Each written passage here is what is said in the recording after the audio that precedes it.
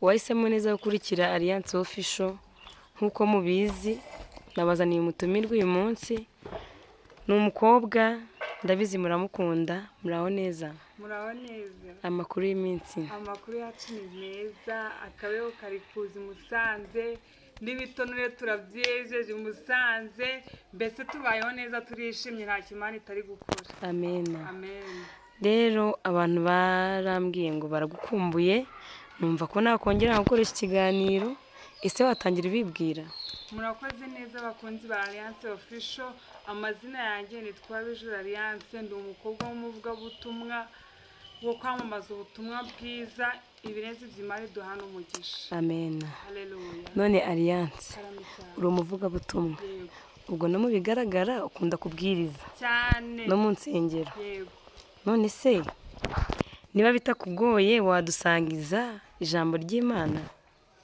na ijambo ry'Imana ntabwo rigira umupaka nta nubwo rigira umupaka ngo wajya kubwiriza mu rusengero ngo birangire namba gujye mu bisate kubwiriza birangiriraho oya Imana yavuze ngo mugende mwamamaza ubutumwa bwiza mu mahanga yose ngo abemera mu babatize mu izina rya Data n'Umwana n'Umwuka Wera ubwo rero bishatse vuga ngo tugomba kubwiriza ahantu hariho hose ubutumwa bw'Imana bukagera ku mpande enye z'isi yego tugiye gusoma ijambo ry'Imana riri muri Yohana ibice 9 umutwe w'amagambo uravuga ngo Yesu akiza uwavutse ari impumyi akigenda abona umuntu wavutse ari impumyi abigishwa baramubaza bati mwigisha ninde wakoze icyaha n'uyu cyangwa n'ababyeyi be ko yavutse ari impumyi ni ikibazo Yesu arabasubiza ati uyu nta cyaha yakoze cyangwa ababyeyi be ahubwo ni ukugira ngo imirimo y'Imana yerekanirwe muri we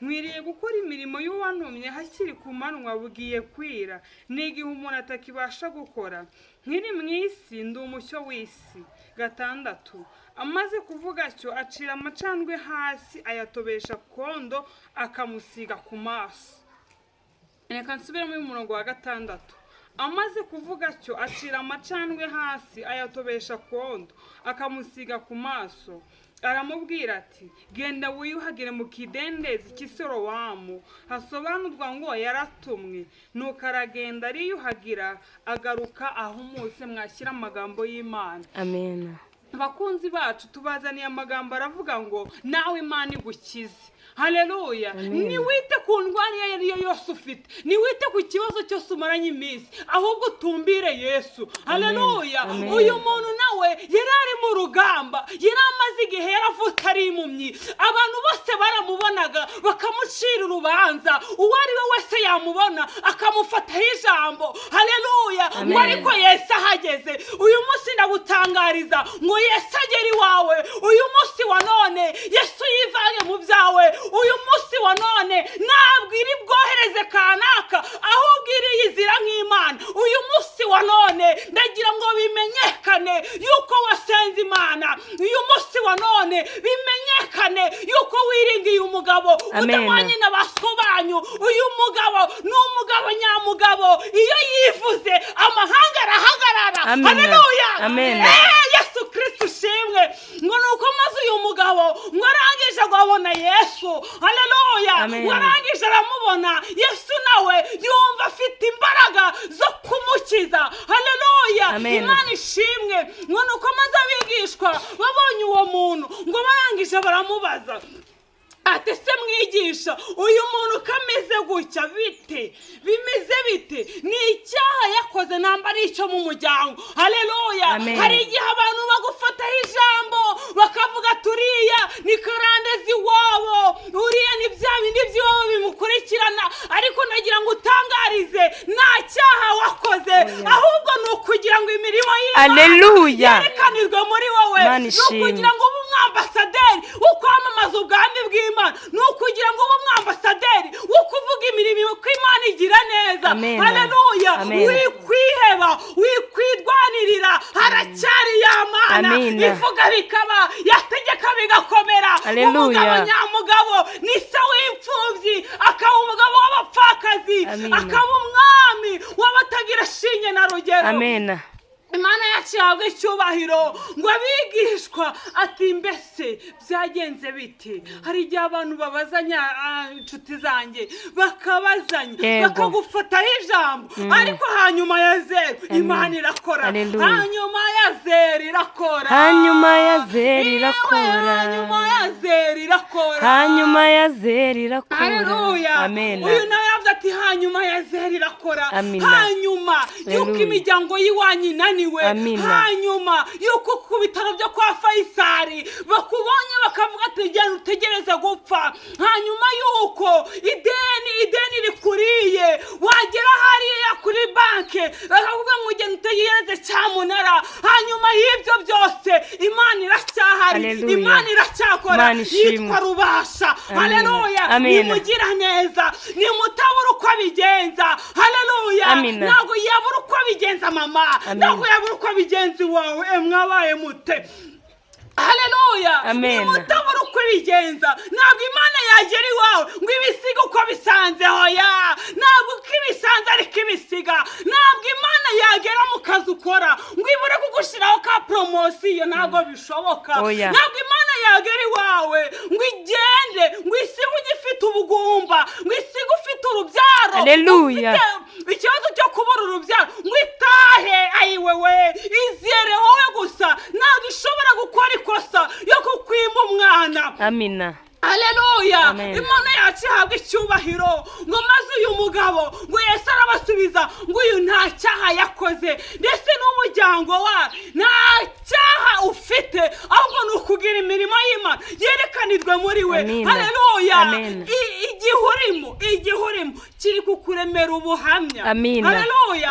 Amarira urira none nibwo buhamya bwawe bw'ejo. Haleluya. Igihurimo ni ubuhamya bwawe bw'ejo hazaza. Igihurimo ihangane kikwereka inshuti uzasangira nayo muri promosiyo imana igiye kuguha. Igihurimo kikwereka abantu uzafasha igihe kirababaza. Haleluya. Igihe kirababaza. Sara yigeze kugera mu gihe abura urubyaro, ayiwewe bantu bakamufataho ijambo. Haleluya. Imana ishimwe. Ariko igihe, haleluya, ihanganira igicuku utegereza igitondo, inkoko yabika itabika, amaherezo buzagira gute? Amaherezo buzaca. Nuko maze imana imaze kubabwira yuko nta cyaha afite ndetse n'umuryango we nta cyaha ifite, ngo arangije bakora hasi. Haleluya. Ngo arangije ngo atoba kono akamusiga ku maso, arangije ngo arakira. Ikibazo kiraha, abanyarwanda tuzi yuko ibyondo, haleluya, umucucu bihumisha amaso. Amen. Icyondo kikugiye mu maso ijisho rirahuma. Haleluya. Bitahuma rikabyiringira bakaguhereza na marinete kwa muganga. Ariko ahantu abantu bakeka ko hanyura umugisha wawe, ntabwo ari imana izahunyuza. Imana ifite inzira zirenga ibihumbi yanyura ndikugirira neza, ifite inzira aho bene wanyu bazi kuzahukura igisubizo. Oya, ntabwo ariho. Abantu bagutega iminsi ariko imana nyir'ijuru ikaguhereza imyaka. Hari igihe abantu bavuga ngo uyu ntajyaha ntihazabonera igisubizo, ariko imana yonyine, haleluya, ntabwo igibura uko ibigenza, ntabwo yabura uko ibigenza. Ifite ukuntu ikora ibintu byayo mu bumana bwayo, yarangiza ikanyuza umugisha wawe aho abantu batakekaga. Haleluya. Imana ishimwe. Abantu bazi yuko uhora ujya kwivuriza hari ariko warabuze indwara, ariko imana yo mu ijuru igiye gukora hahandi aho abantu batatekerezaga, niyo imana igiye gukorera. Imana yacu ihabwa icyubahiro. Nawe utekereza kuntu ibyondo ibitaka, haleluya, babisiga ku muntu arangiza akareba. Haleluya. Abantu bize biyoroji batubwire ntabwo ibyo byashoboka, ariko ubishoboye wenyine ni Rubasha, yitwa Imana. Nimutabura uko ibigenza. Haleluya. Iyo yivuze mu miryango barabimenya. Uyu munsi ndakubwira ngo nawe ugende wamamaze amashimwe, wamamaze kugira neza kw'Imana. Imana yiteguye kukurengera, Imana yiteguye kugutabara. agahinda ufite ntabwo kananira Imana ngo uyu mugabo arangishe bakimara kumukoza ibyondo ngo yahise areba abantu barabazanya. Haleluya. Amen. Ihanganira igihe hari igihe abana b'abantu bigiye kubacanga bakagenda babazanya, ese uriya ni wa wundi, ese uriya ni wa wundi, nawe uzaza ubabwira uti ninjye. Amina. Haleluya. Amina. Uzaza ubabwira ati ni njyewe, Imana yangiriye neza, Imana yacu ihabwa icyubahiro. Haleluya. N'iri jambo nari mbafitiye, Imana ibahereza umugisha. Amina. Ndafashijwe pe. Iri jambo riramfashije kabisa. Ubwo bishatse kuvuga ko ishuri tunyuramo ari ubuhamya bw'ejo. Ni ubuhamya. Ishuri unyuramo ritegura intebe uzicaraho. N'abanyeshuri iyo bari kwiga bariga bagafata note. Uwize nabi agasibira, uwize neza akimuka. Ariko nyine yihanganira iyo ntebe, akihanganira inkoni za mwarimu. Haleluya. Yarangiza ejo akicara mu biro, ejo agaragara kuri airport, ejo akaba iki ngiki n'iki. Ihanganira intebe uriho. Ndafashijwe ni ukuri pe, ndafashijwe. None Alliance urambwirije nanjye ndafashwa, ariko nubwo mfashijwe ndi muri Musanze, nyamaze hari uwabona iki kiganiro ari nk'Icyangugu, i Kigali, Nyagatare no hanze no hirya no hino. Ese se ufite nimero ya telefone abantu bakubonaho? Niba ntacyo bitwaye wayitubwira. Nimero ni 07 938 01 Wayisubiramo? 07 938 01 Rero Alliance, iri jambo utwigishije nubwo ridufashije, hari abararyumva bari mu bitaro, hari abarwaye bari gupanga kuzajya kwivuza nk'ejo, ariko uvuze ko Yesu yatubye akondo. Dufite kwizera, mbese muri Yesu nta kidashoboka.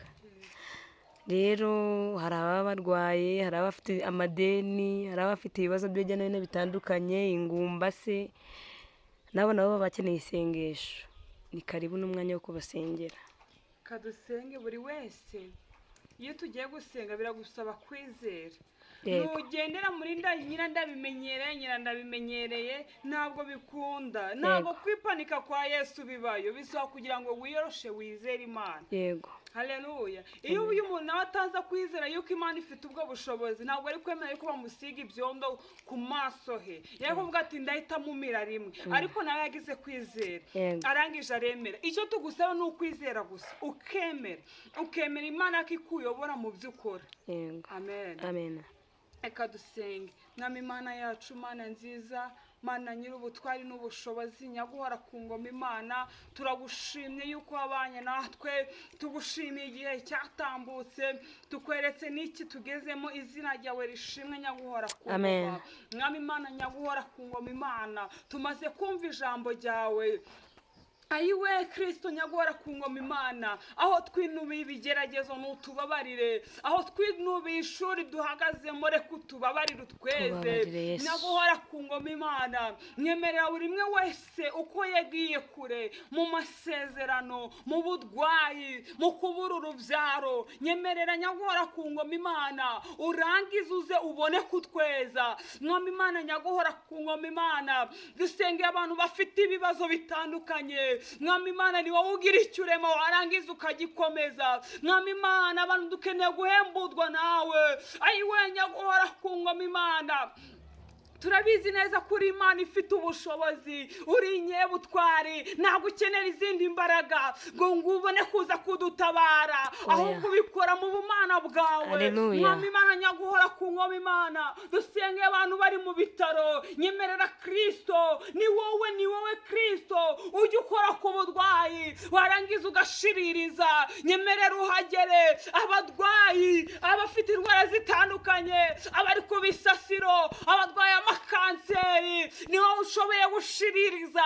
Nyemerera ukuboko kwawe kubagereho, bahaguruka n'ubutwari, ubahereza ubuhamya buruta ubwo hambere. Nyaguhora ku ngoma Imana, abatagira urubyaro, nyemerera Kristo ubagereho, ubahereza umwana, ubakiza amagambo y'abapeni penina baratujoze, ba penina badufashe amagambo, ba penina ayiwe bamukiye ba Kristo badufashe ijambo. Ariko nyemerera Kristo uzibura inda z'ababyeyi, ubaremera urubyaro. Nyemerera Kristo umugira neza abantu bafite Mwami Imana ayiwe, abantu bafite ibibazo Kristo byo kubura akazi, nyemerera utanga akazi, nyemerera utanga akazi. Mwami Imana ntabwo uzatuma abantu biga ngo uteye kubahereza Kristo ntako gukora.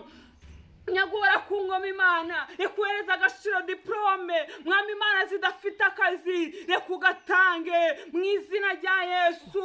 Abafite amadeni reka ubagereho, reka witwa Imana, reka ubishurire, reka utange uburyo Kristo mu izina rya Yesu.